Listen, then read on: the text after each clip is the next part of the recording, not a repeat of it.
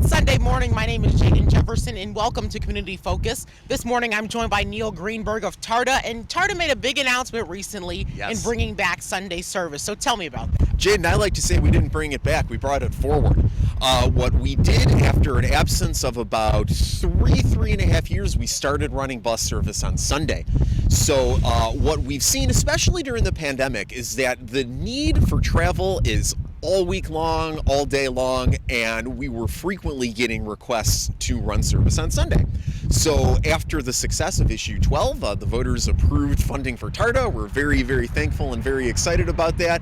We saw Sunday service as one of the very first things we could do to improve service for our customers. And how important is Sunday service? Because Sunday is a big day in this community. Sunday's a big day, absolutely. It's a day for worship, it's a day for work, it's a day for visiting family, and you talk to 100 different people, or you can get 100 different answers as to what they're doing out on Sunday.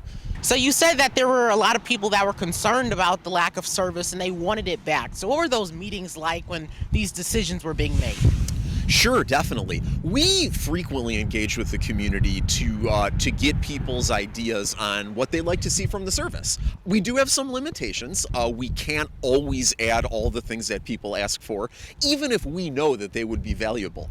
But what we did hear again and again and again, everywhere we went, was Sunday service. And it's not just that it seemed like an obvious place to start. There was evidence every which way we looked from every person we talked to that was the absolute right thing to do as soon as we could.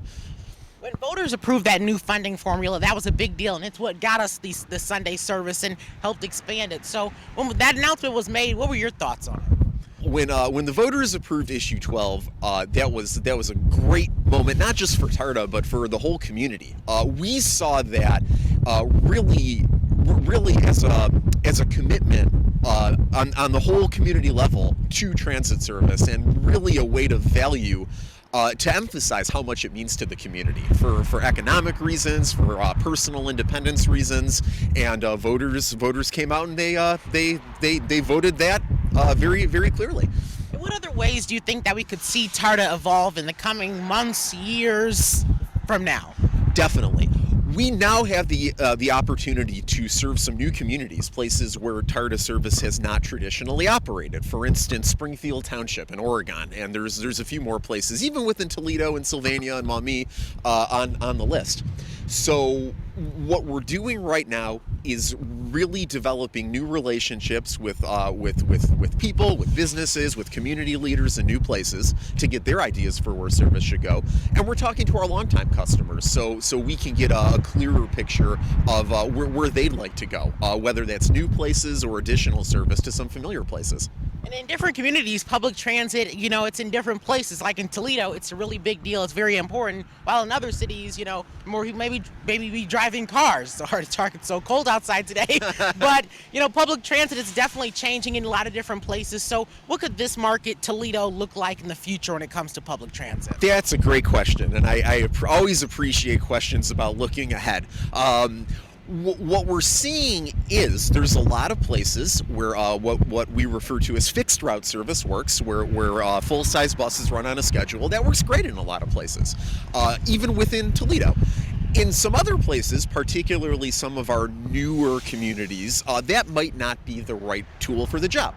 So we're looking at a service loosely called microtransit, which is kind of a funny word, but it's a way to describe service that's more flexible, where maybe we're not using a big vehicle, maybe we're not even using a fixed schedule, where you could arrange service ahead of time, whether that's a day or an hour, and a smaller vehicle will come and pick you up and take you, maybe not necessarily to your final destination, but it could take you to the end of a regular bus route to connect and go further.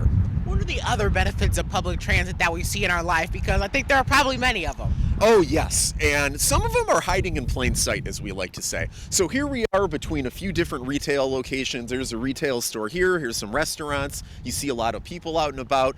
So there's a reason that these destinations are accessible to transit service. Transit drives economic activity.